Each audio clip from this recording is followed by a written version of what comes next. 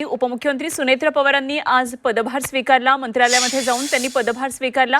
पदभार घेण्याआधी सिद्धिविनायकाचं त्यांनी दर्शन घेतलं आणि चैत्यभूमीवर जाऊन बाबासाहेबांच्या स्मृतींना अभिवादन केलं।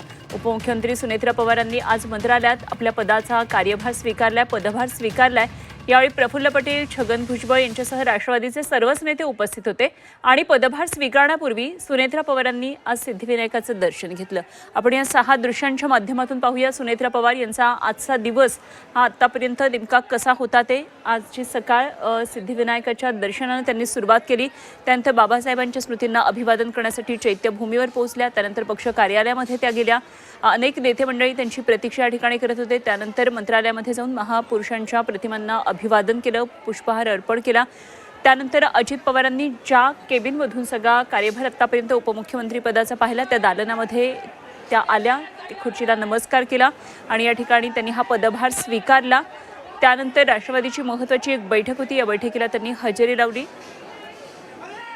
आणि कॅबिनेटची सुद्धा बैठक झाली। या कॅबिनेटच्या बैठकीमध्ये आज त्यांनी पहिल्यांदा सहभाग घेतला। आज त्यांची ही पहिलीच बैठक होती।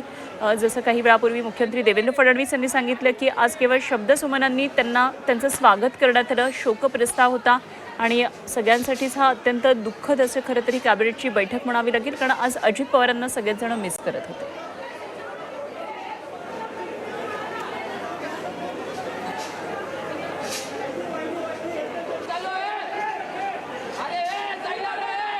तर आज पदभार स्वीकारल्यानंतर उपमुख्यमंत्री सुनेत्र पवार यांनी ट्विट केलं। काय नेमकं ट्विट केलं त्यांनी पाहूया।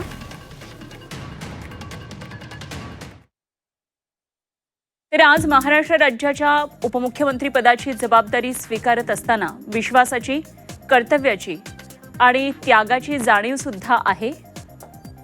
माननीय अजितदादांनी आयुष्यभर महाराष्ट्राच्या जनतेसाठी झटत विकासाचा जो ध्यास घेतला तोच माझ्यासाठी मार्गदर्शक दीपस्तंभ आहे।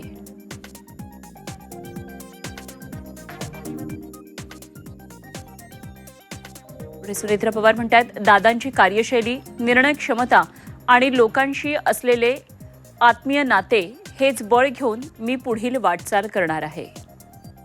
त्यांच्या अपूर्ण स्वप्नांना पूर्णत्व देणं, शेतकरी, महिला, युवक आणि सर्वसामान्य नागरिकांच्या अपेक्षांना न्याय देणं हीच माझी प्राथमिकता असेल।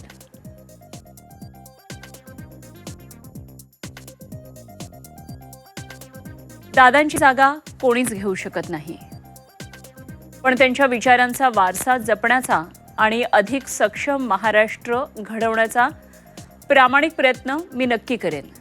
या कठीण प्रसंगी जनतेने दिलेलं प्रेम, आधार आणि विश्वास हेच माझं सामर्थ्य आहे। त्यांच्या स्मृतीपुढे आज मी एकच वचन देते की महाराष्ट्राच्या हितासाठी निष्ठेनं आणि समर्पणानं कार्य करत राहीन।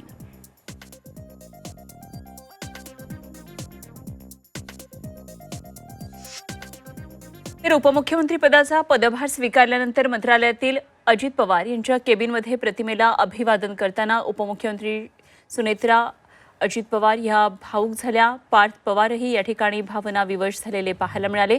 पदाधिकाऱ्यांच्या डोळ्यात सुद्धा यावेळी पाणी तरळलं।